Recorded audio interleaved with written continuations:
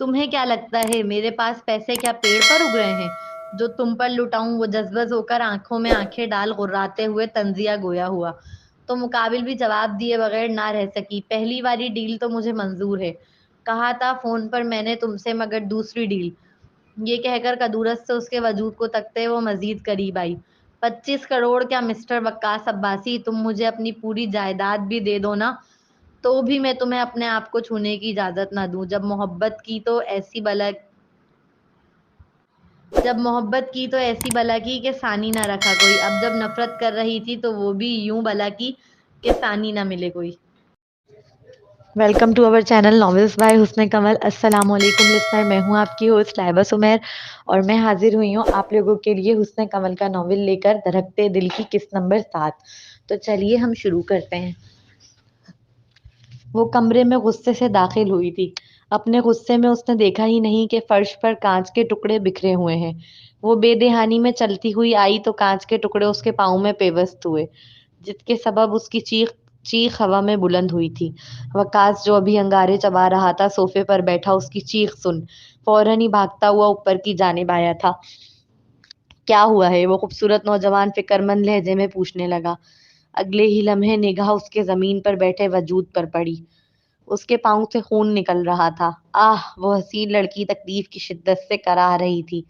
وقاص نے ایک لمحے کی دیری کیے بغیر اس کے نازک وجود کو اپنی باہوں میں بھرا تھا۔ کیا کر رہے ہو؟ نیچے اتارو مجھے، کرن بھپر کر بولی۔ وقاص نے انا کو گھر بلا کر جو اپنی حد پار کی تھی، اس کا غصہ اس قدر تھا کہ وہ ایک لمحے کے لیے بھی بھول نہیں پا رہی تھی۔ جن ہاتھوں سے وہ دوسری عورتوں کو چھوتا ہے، اس سے ہی اسے چھو رہا ہے، یہ سوچ کر کرن کو شدید کراہت میں مبتلا کر گئی تھی۔ وقاص نے اس کے غصے کو مکمل اگنور کیا، اسے بیڈ پر لٹا کر تیزی سے فرسٹ ایڈ باکس دے کر آیا۔ میں خود کر لوں گی، مدد کی ضرورت نہیں ہے تمہاری، کرن تیزی سے اٹھ کر بیٹھتے ہوئے بولی۔ وہ خوبرو نوجوان اس بار بھی سن کر انسنی کرتے اس کے برابر میں آ کر بیٹھا، اس کے پاؤں کو اپنی ران پر رکھا اور جھک کر کانچ کے ٹکڑے نکالنے لگا۔ اس نے تو آہستگی سے ہی نکالا تھا، مگر پھر بھی کرن کی سسکی بلند ہوئی۔ اتنی زہر لگ رہی تھی میری تصویر کہ توڑ ہی دی۔ کرن دل جلی ہو کر تنزیہ گویا ہوئی۔ اس وجیہہ مرد نے اس بار بھی کوئی جواب نہ دیا تو کرن کے تن بدن میں آگ لگی، جبکہ دوسری جانب وقاص صرف اس لیے خاموش تھا کیونکہ وہ لڑائی مزید بڑھانا نہیں چاہتا تھا۔ کرن جھل بن کر خاموش ہو کر بیٹھ گئی تھی۔ وقاص خاموشی سے اس کی پٹی کرنے لگا۔ ایک لمحے کے لیے وہ سوچ میں پڑا تھا کہ تصویر کیسے ٹوٹی، مگر پھر اگلے ہی پل خیال آیا کہ شاید ہوا سے گر کر ٹوٹ گئی ہو۔ اس نے زیادہ توجہ نہ دی۔ پٹی کرنے کے بعد اس نے رابعہ کو بلا کر کمرے کی صفائی کروائی تھی۔ رابعہ کے کمرے سے جاتے ہی وقاص نے کمرے کا دروازہ بند کر دیا۔ مجھے کپڑے چینج کرنے تھے، اب کیسے کروں؟ کرن منہ بسور کر بڑبڑانے لگی۔ میں کرا دیتا ہوں، وہ سنجیدگی سے کہتا اس کی جانب آیا۔ کرن ابھی بھی سفید رنگ کی میکسی میں ملبوس تھی جو اس پر خاصا جچ بھی رہی تھی۔ وقاص نے اب نزدیک سے دیکھا تھا اسے۔ وقاص عباسی، مجھے ہاتھ لگانے کی غلطی بھی مت کرنا، وہ غرا کر اسے دیکھتے وارننگ آمیز لہجے میں بولی، تو مقابل ایک آئی برو اچکا کر اسے حیرت سے دیکھنے لگا۔ پھر اچانک اس پر جھکا۔ وہ بیڈ گراؤنڈ سے چپکی تھی، اس سے دوری کی چاہ میں۔ وقاص اس کا ریئیکشن دیکھ مزید قریب آیا۔ کہا نا چھونا مت، وہ پھر دھاڑی، مگر مقابل نے اس کی بات سنی ہی نہ ہو، کچھ ایسا محسوس کیا تھا کرن نے۔ وہ وجیہہ مرد مزید نزدیک آیا تو اسے اپنی سانسیں بھاری ہوتی محسوس ہوئیں۔ وقاص سے بھاگنا تو دور کی بات، وہ تو چل بھی نہیں سکتی تھی۔ اس کی آنکھوں میں جھانکتے ہوئے اپنا ہاتھ اس کی گھنی جوڑا بندی زلفوں میں الجھا دیا۔ وہ اس کی گرم سانسیں اپنے چہرے پر محسوس کرنے لگی۔ وقاص کی نزدیکی ایک الگ ہی سحر میں جکڑ رہی تھی اسے۔ ابھی وہ اس کی نزدیکی محسوس کر ہی رہی تھی کہ مقابل نے اس کی گردن کی پشت پکڑ کر جھٹکے سے ایک دم اپنے چہرے کے قریب اس کا خوبصورت چہرہ کیا، پھر ہلکی سی گردن موڑ کر اس کے انابی لبوں پر جھکنے لگا۔ وہ مزید احتجاج برقرار نہ رکھ سکی اور آنکھیں موند گئی، مگر مقابل نے مزید نزدیکی نہ بڑھائی، بس ٹھہر گیا۔ دونوں کے ہونٹ نزدیک تھے، چاہتا تو دوری مٹا دیتا، مگر وہ تو صرف اس لڑکی کی بند آنکھیں اور اس کی بھاری ہوتے سانسیں محسوس کر رہا تھا۔ اس کی آنکھیں خاصا محظوظ ہوئی تھی اس لڑکی کا ریئیکشن دیکھ۔ تم اتنی ان اٹریکٹیو باڈی کے ساتھ اتنا خوش فہم کیسے ہو سکتی ہو کہ وقاص عباسی تمہیں چھونے کی چاہ میں مچلے؟ کم آن، خوابوں سے جاگو۔ اس کے کان کے پاس منہ لا کر پلے فل مسکراہٹ ہونٹوں کے کناروں پر سجائے مغرور و بے نیاز لہجے میں ضد کرنے والے انداز میں بولا، تو مقابل نے تیزی سے آنکھیں کھول کر دھواں دھواں ہوتے چہرے کے ساتھ اس کی جانب دیکھا۔ کرن نے اپنی شدید تذلیل محسوس کی تھی اس کے جملے سن۔ اس کے غصے سے لال پیلے چہرے کو دیکھ محظوظ انداز میں مسکراتے وہ اٹھ کر چل دیا تھا۔ سڑیل کریلا کہیں کا، وہ دانت پیسنے لگی۔ کرن کو شدید غصہ آ رہا تھا، مگر وقاص پر نہیں، خود اپنے آپ پر، اپنی عقل پر، جس پر تالے پڑ گئے تھے رکشی بیگم کی نصیحت سننے کے بعد۔ کاش خود کو اس کے سامنے اس قدر پیش نہ کیا ہوتا تو یقیناً آج تھوڑی بہت عزت تو ہوتی اس کی نگاہ میں، وہ یوں ذلیل تو نہ کر کے جاتا۔ اپنا آپ اس کے سامنے پیش کر کر کے خود کو بے وقت کر لیا تھا اس کی نگاہ میں۔ وہ یہی سوچ اب رونے لگی تھی، مگر اگلے ہی لمحے خود کو مضبوط کیا۔ نہیں، وہ نہیں روئے گی اس ہرجائی کے لیے۔ اور کیوں روئے بھلا؟ جسے اس کی کوئی قدر نہیں، وہ کیوں اس کے لیے اپنا خون جلائے؟ یہی سوچتے آنسو بے دردی سے پہنچتے وہ میکسی میں ہی لیٹنے لگی کہ رابعہ کو کمرے میں داخل ہوتے ہوئے دیکھا۔ میم، مجھے سر نے بھیجا ہے آپ کے کپڑے چینج کروانے کے لیے۔ رابعہ کے کہتے ہی اس نے اس بات میں سر ہلایا۔ اگلا سین، اسے عجیب عجیب خواب آ رہے تھے۔ اس نے ایک عجیب سے جانور کو اپنے پیچھے بھاگتا دیکھا۔ وہ بس بھاگے چلی جا رہی تھی، اس کا پورا جسم پسینوں سے شرابور ہو گیا تھا، اس کی سانسیں تیز چل رہی تھی۔ رات کا دوسرا پہر تھا کہ ڈر کر اچانک اس کی آنکھ کھلی۔ وہ ہلنا چاہتی تھی مگر ہل نہیں پا رہی تھی، پورا وجود جکڑا ہوا محسوس ہوا۔ اسے سامنے کی جانب سے آوازیں آنے لگیں۔ وہ انا کی لہکتی آواز تھی۔ وہ بڑی مشکل سے اٹھ کر بیٹھی۔ انا اس کے سامنے، حتیٰ کہ اس کے کمرے میں اس کے شوہر کے ساتھ لیٹی ہوئی تھی۔ یہ دیکھ وہ چیخنے لگی مگر حلق سے آواز نہ نکلی۔ وہ مسلسل چیخ رہی تھی مگر اس کا کوئی فائدہ نہ تھا، حلق سے آواز نکل ہی نہیں رہی تھی۔ چھوڑو اسے، وہ میرا شوہر ہے۔ وقاص، وقاص، وقاص کمرے میں داخل ہوا تو کانوں کی سماعت سے اپنا نام ٹکرایا۔ کرن نیند میں اس کا نام پکار رہی تھی۔ وہ فوری فکرمند ہو کر قریب آیا۔ کرن، کرن، اس کے گال پر ہاتھ رکھا تو گمان ہوا جسے بھٹی پر رکھ دیا ہو۔ پاؤں میں تکلیف کی شدت سے اسے بخار چڑھ گیا تھا۔ کرن، وہ اسے آوازیں دینے لگا مگر بخار کی شدت سے اس نے آنکھ نہ کھولی۔ وقاص فوراً ہی اٹھ کر پانی کا پیالہ اور پٹیاں لے کر آیا۔ اس کی پیشانی تپ رہی تھی بخار سے۔ وہ خوبصورت نوجوان پورے دن کا تھکا ہوا تھا۔ وہ اپنے آفس کے کام سے فارغ ہو کر سونے ہی آیا تھا، مگر کرن کی حالت دیکھ ساری نیند چومنتر ہو گئی۔ پوری رات وہ اس کی پٹیاں کرتا رہا، ساتھ ساتھ بخار کی دوائی بھی اٹھا کر کھلائی تاکہ بخار اترے۔ ایک لمحے کے لیے بھی پوری رات نہیں سویا تھا، مگر صبح اس کی بہت ضروری میٹنگ تھی، اس لیے رابعہ کو کرن کا خیال رکھنے کا کہہ کر وہ آفس چلا گیا۔ جب کرن کی آنکھ کھلی تو اپنے پاس رابعہ کو بیٹھا ہوا پایا۔ اب کیسی ہے آپ کی طبیعت؟ وہ فکرمند لہجے میں پوچھ رہی تھی۔ اللہ کا شکر، بہتر، وہ اٹھ کر بیٹھتے ہوئے بولی۔ شکریہ، وہ رابعہ کا مشکور لہجے میں شکریہ ادا کرنے لگی کہ اگر وہ نہ ہوتی تو وہ یہاں بخار میں تپتے ہوئے مر بھی جاتی، تو بھی کسی کو کوئی پرواہ نہیں تھی۔ اسے کیا خبر کسی نے پوری رات اس کے لیے جاگ کر گزاری۔ شکریہ کی کیا بات ہے، یہ تو میرا کام ہے، رابعہ مسکراتے ہوئے بولی۔ میں آپ کے لیے ناشتہ بنا کر لے کر آتی ہوں، پھر دوائی پی لیجیے گا، وہ کہہ کر اٹھ کر باہر کی جانب چل دی، جبکہ کرن کے دماغ میں ابھی تک رات والا خواب چل رہا تھا۔ انا کو اپنے کمرے میں دیکھنا کسی بھیانک خواب سے کم نہ تھا اس کے لیے۔ وہ بے سوت ہو کر دوبارہ بیڈ پر لیٹ گئی تھی، اس کا سر ابھی بھی بھاری ہو رہا تھا۔ رابعہ ناشتہ بنا کر اوپر لے جانے لگی تو اسی وقت ٹیلی فون رنگ ہوا۔ وہ ناشتہ ٹیبل پر رکھ کر فون ریسیو کرنے آئی تھی۔ ہلو، اس کے فون کان سے لگاتے ہی دوسری جانب سے روبدار آواز کانوں کی سماعت سے ٹکرائی۔ طبیعت کیسی ہے اب؟ سر ابھی بخار اتر گیا ہے، میں انہیں ناشتہ کرانے جا رہی ہوں، رابعہ نے دو بدو جواب دیا۔ اس کا سیل سوئچ آف آ رہا ہے، اسے آن کر کے اس کے پاس رکھ دو۔ یس۔ ابھی وہ پورا جملہ بھی نہیں بول پائی تھی کہ دوسری جانب سے کال منتقل کر دی گئی۔ وہ اتنا بیزی تھا کہ اس کے پاس سر کھجانے کی بھی فرصت نہ تھی، لیکن اس کے باوجود اس کی طبیعت پوچھ رہا تھا فون کر کے۔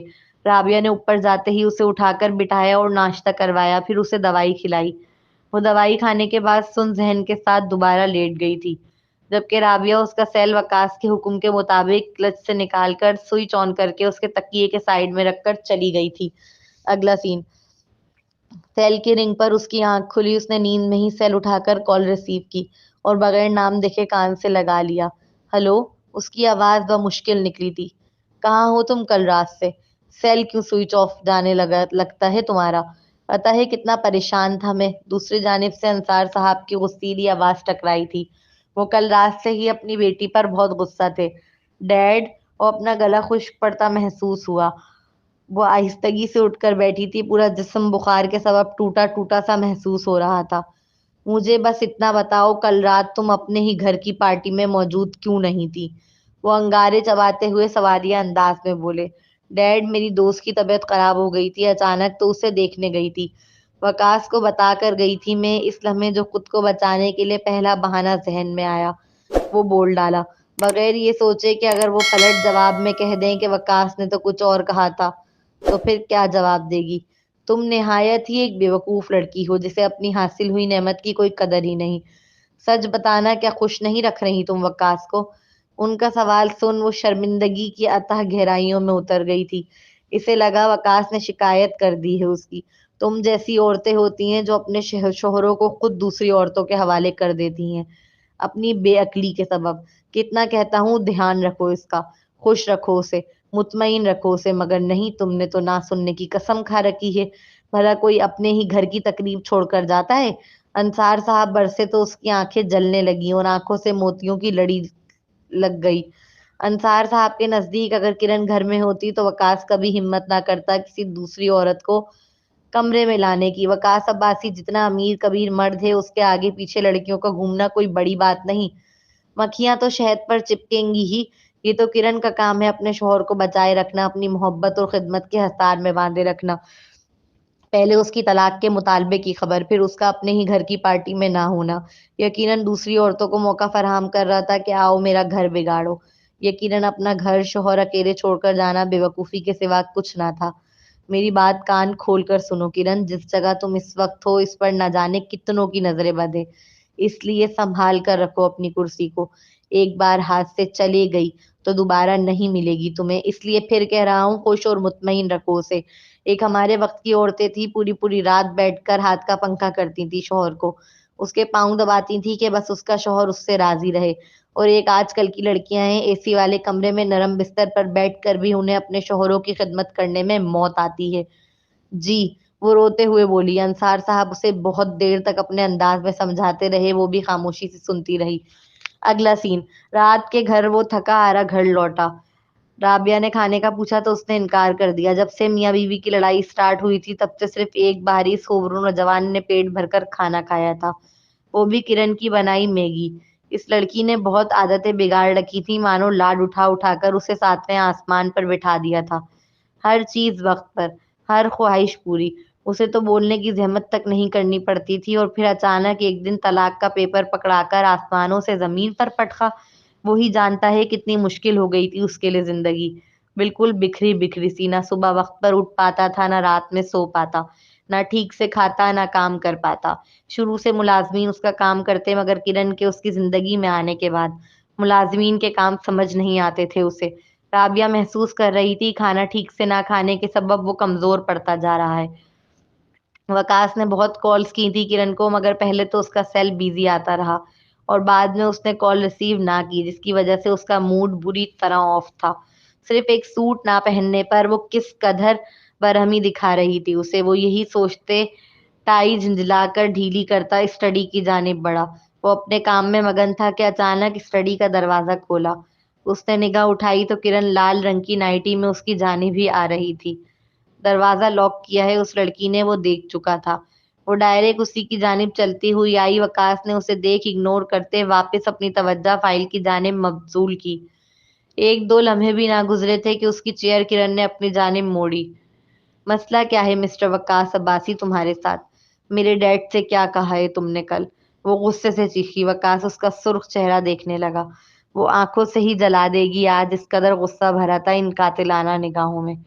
میری ان سے کل کوئی بات نہیں ہوئی، وہ جھنجھلا کر خاصا جتاتے ہوئے بتانے لگا۔ ساتھ ساتھ آہستگی سے اپنا ہاتھ اس کے چیئر کے ہینڈل پر رکھے ہاتھ پر اپنا ہاتھ رکھا۔ چیک جو کرنا تھا کہ بخار تو نہیں ہے اب۔ ہاتھ ہلکا سا گرم محسوس ہوا۔ اچھا، واقعی؟ تو پھر وہ مجھے فون کر کے اتنا کیوں سنا رہے تھے؟ اور کیا سنایا انہوں نے؟ سنجیدگی سے ایک آئی برو چکا کر پوچھا۔ یہی کہ وہ بولتے بولتے رکی، حیا جو آ گئی تھی کس منہ سے کہے کہ اس کے باپ کے مطابق غلطی اس کی ہے کہ وہ اسے خوش نہیں رکھ رہی۔ بتا دے گی تو خواہ وہ اور اکڑ دکھائے گا، پہلے ہی کیا کم کرتا ہے۔ وہ چیئر چھوڑ کر سیدھی کھڑی ہوئی۔ یہی کہ کیا، وہ آئیبرو چکا کر اپنی تھوڑی پر انگلی مسلتے تفتیشی افسران کی طرح استفسار کرنے لگا۔ تمہیں کیوں بتاؤں؟ وہ چڑ کر بولی۔ تو نہ بتاؤ، دروازہ سامنے ہے، اب ڈسٹرب مت کرنا۔ بلا کی بے رخی لہجے میں سموئے وہ اپنی چیئر واپس ڈیسک کی جانب موڑتے ہوئے بولا، زیادہ ہوشیار مت بنو تم، میں سب جانتی ہوں، مجھے جھکانے کے لیے میرے ڈیڈ کا سہارا لے رہے ہو، پتہ ہے جو ہے تمہیں کتنا ڈرتی ہوں میں ان سے۔ وہ تیزی سے واپس چیئر اپنی طرف موڑتے برہمی سے گویا ہوئی تو مقابل اس کی بات سنے ایک دو ثانیوں کے لیے بغور دیکھنے لگا۔ اس کے اچانک کیوں دیکھنے کے سبب وہ کنفیوز ہوئی تھی اور تھوڑا نروس بھی۔ نہ جانے کیا چارم لیے ہوئے تھی وہ آنکھیں، جب بھی وہ ان میں دیکھتی خود کو شہر میں جکڑتا ہوا محسوس کرتی۔ ابھی وہ اس کی آنکھوں کی تپش سے اپنے جسم کو سلگتا پا ہی رہی تھی کہ مقابل نے اس کا ہینڈل پر رکھا ہاتھ جھٹکے سے کھینچ کر خود پر گرایا۔ حملہ بہت اچانک تھا، اس لیے وہ خود کو سنبھال نہ سکی۔ اگلے پل اس نے خود کو وقاص کے سینے سے لگا پایا، فوراً غصے سے آگ بگولا ہو کر خود کو سنبھالتی، ابھی اٹھ کر اس کے وجود سے دور ہوتی۔ اس سے قبل ہے مقابل نے اس کی کھلی زلفوں میں ہاتھ ڈالا۔ وہ اسے حیرت سے دیکھنے لگی۔ دونوں کی نظریں ملیں، جہاں کرن کی آنکھوں میں غصہ بھرا تھا وہیں مقابل کی آنکھیں بے تاثر تھیں۔ وہ اس پر پوری جھکی ہوئی تھی جو تھوڑا فاصلہ اس حسین دلربا نے ان کے درمیان اپنے ہاتھوں سے قائم کرنے کی کوشش کی تھی۔ وقار نے اسے قائم زیادہ دیر نہ رہنے دیا، اس کی گردن کی پشت پر ہاتھ جما کر اس کے چہرے کو خود پر گرایا، پھر اپنی پیشانی اس کی پیشانی سے ملائی۔ اصل مقصد تو صرف بخار چیک کرنا تھا۔ یہ دیکھ مطمئن ہوا کہ پیشانی نارمل ہے اس لڑکی کی، پھر اس کی پیشانی سے آہستگی سے اپنی پیشانی دور کی۔ علم تھا اسے کہ نارمل انداز میں چیک کرے گا تو ہاتھ نہ لگانے دے گی خود کو۔ تمہیں واقعی لگتا ہے مجھے تمہیں جھکانے کے لیے تمہارے باپ کے سہارے کی ضرورت ہے؟ سرگوشی کرنے والے انداز میں اس کی سرخ ڈوروں سے سجی آنکھوں میں اپنا عکس دیکھتے ہوئے استفسار کیا۔ کرن کو محسوس ہوا جیسے اپنے اس عمل سے مقابل نے نہ صرف اس کی گردن اپنے آگے زبردستی جھکوائی ہے، بلکہ دکھانا چاہ رہا ہے کہ جب دل چاہے اسے جھکا سکتا ہے اپنے آگے۔ اسے زہر لگ رہا تھا اس لمحے وقاص عباسی۔ اس کی آنکھوں میں شدید کدورت ابھری تھی۔ وہ ہمیشہ اسے ہی جھکانا چاہتا تھا، چاہے غلطی اپنی کیوں نہ ہو۔ کرن یہی سوچ مزید جذبز ہوئی۔ وہ اس کا ہاتھ اپنی گردن سے جھنجھلا کر ہٹاتے تیزی سے سیدھی کھڑی ہوئی۔ مسئلہ یہی تو ہے وقاص عباسی، تم صرف مجھے جھکانا چاہتے ہو۔ تمہاری ایگو شدید ہرٹ جو ہو رہی ہے، وہ غصے سے کہتی باہر کی جانب چل دی تھی۔ اس نے کوئی جوابی کارروائی نہ کی۔ وہ پہلے ہی آج کل آگ برسا رہی تھی، پھر بخار میں آگ نہ برسائے یہ کیسے ممکن؟ بخار میں تو اچھے اچھے چڑچڑے ہو جاتے ہیں۔ اس خوبرو نوجوان نے کرن کے پیچھے اپنا ٹیمپریچر بڑھانے کے بجائے اے سی کا ٹیمپریچر بڑھانا مناسب سمجھا۔ اف، گرمی! وہ ایک گہرا سانس دے کر بولا، پھر سر جھٹک کر واپس اپنا کام شروع کیا۔ اگلا سین، ٹائی باندھ دو۔ وہ بالکل تیار ہو چکا تھا، بس ٹائی باندھنا باقی رہ گئی تھی۔